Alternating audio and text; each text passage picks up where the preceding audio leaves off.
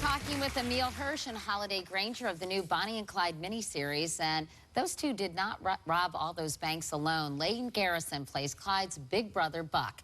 Here's the moment when he leaves his wife to run off with the Barrow Gang. Daddy, we're doing all right without them. We're living at your father's house, and he orders me around like a lapdog. We ain't doing all right. He's giving you an opportunity. And so is Clyde. Besides, he's my brother and he needs me to look out for him. Well, you'll both end up back in prison. What do you think you're doing? We're married. Well, I'll write to you.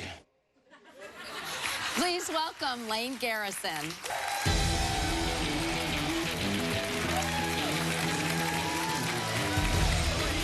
Hi, how are you? Come on in. So, it's great to have you. Oh, man, just seeing these guys, I feel like I should have a gun in my hand. Really?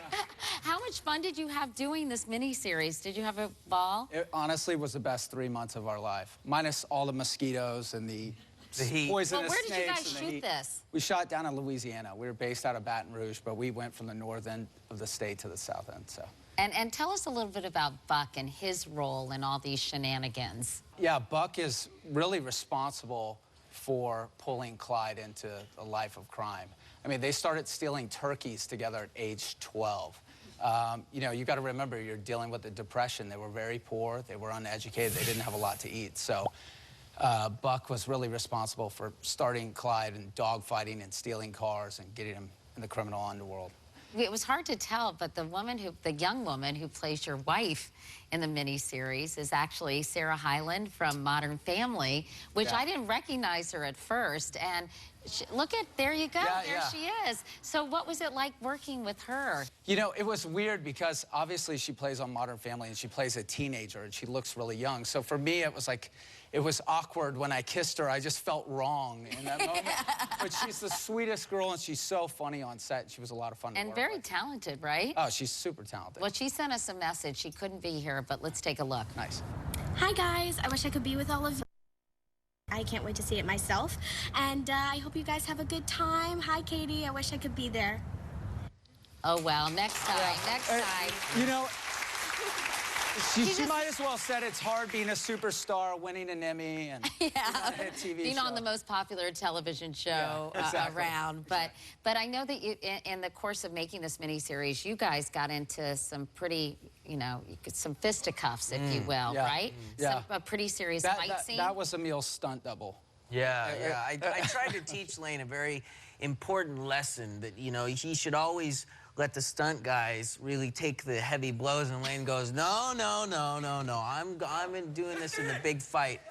And Lane, I think, might have paid a little bit of a price with his back. Yeah, that's Emile's stunt guy rolling around, and then that's his close-up. But I said, I fought with Emile. I said, no, I'm going to do all my own stunts. I'm going to drive this guy off the cliff.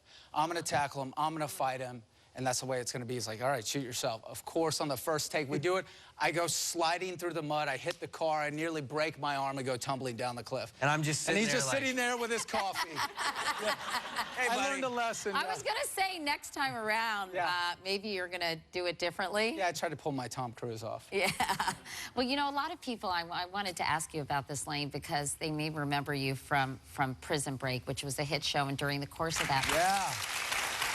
Look at that bad guy. Your star was on the rise, and during the course of that, something tragic happened. Yeah, I mean, I foolishly chose to drink and drive one night at a party that was 2 blocks from my house. And I got behind the wheel. 19 minutes later, I got in an accident 1 block from my house, and a young man was killed. And I found myself going from Prison Break, the show, to prison for 2 years. And I basically was living the character that I was playing on TV. And I went to 8 prisons, and, you know, not a day has gone by that I've not thought about that young man and not thought about all that I've been through. And that's why I'm so blessed to be sitting on this couch and getting a second chance and, you know, spreading the message about not drinking and driving. I'm really hoping that people can understand the dangers of it. And, you know, I'm just fortunate that I get to sit here and get a second chance. So I'm really thankful. Yeah, thank you. I can't imagine. I think it's hard to understand if you're not in your shoes how something like that in an instant changes your life forever. Oh, yeah. I mean, it changed so many people's lives, and that's why I'm an active member of MAD, and I really get out there and I speak to the youth about it, and hopefully, you know, they can see that Do you it's feel not like worth you it. get through to them when you go to high schools all across the country? I feel like I do, just because I think they can relate to me. It's not some older cop or a professor or somebody coming through. It's like, hey, I'm one of you. This happened to me, it can happen to you. And I hope that I've connected with a lot of people. Well, that's great that you're doing that, Yeah, trying thanks. to prevent other kids from... Yeah, thank you. And, you know, I know, meanwhile, you say you're lucky to have a second chance. And in addition to doing this miniseries, I know all three of you have some exciting projects you're working on in the future. Tell me about those. Yeah, well, I just found out today that Camp X-Ray is going to be in competition at Sundance Film Festival. So that's my next film with Kristen Stewart. Oh, wow. Yeah, I'm really That's excited great. about. Congratulations. Thank you. I'm really excited about this movie. It's about Guantanamo Bay, and I think it's going to cause a bit of controversy about what should we do with these detainees down there. Should we close the facility or not? Interesting. Meanwhile, Emil, you're playing John Belushi in a future film? Yeah. That's... He's going to be like this.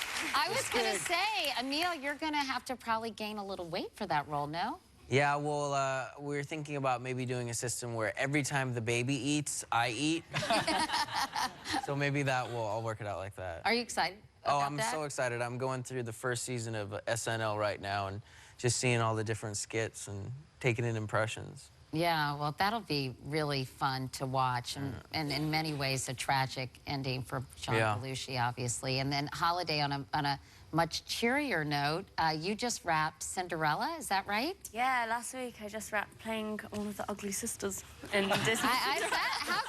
I'm sorry, how could you play an ugly stepsister? I just don't see it. But I am Kate Blanchett's daughter, so you know they can't go that bad looking, really. Oh, you're... Oh, so Kate Blanchett plays the stepmother, yeah. I bet she's great in it. Oh, she's amazing. Well, listen, it's so nice to see all three of you. Good luck with all your projects, and of course with Bonnie and Clyde, and really enjoyed talking to you. All the best. And by the way, the two-part Bonnie and Clyde miniseries premieres this Sunday and Monday night. Interestingly enough, it's simulcast on A&E, Lifetime, and the History Channel. So somebody's going to watch this thing. Don't watch the NFL that night. We'll be right back.